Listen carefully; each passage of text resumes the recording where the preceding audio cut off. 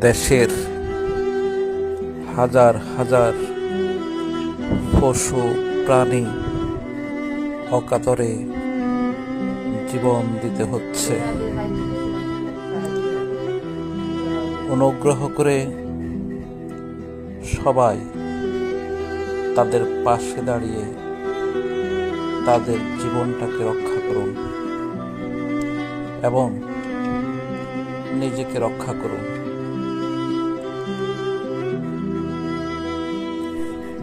সর্বাগ্রে শিশু সন্তান, আবার বৃদ্ধা যে যেভাবে আছে তাদেরকে নিরাপদ স্থানে রাখার জন্য সবাই এগিয়ে আসুন। তাহলে আপনার জন্যই হয়তো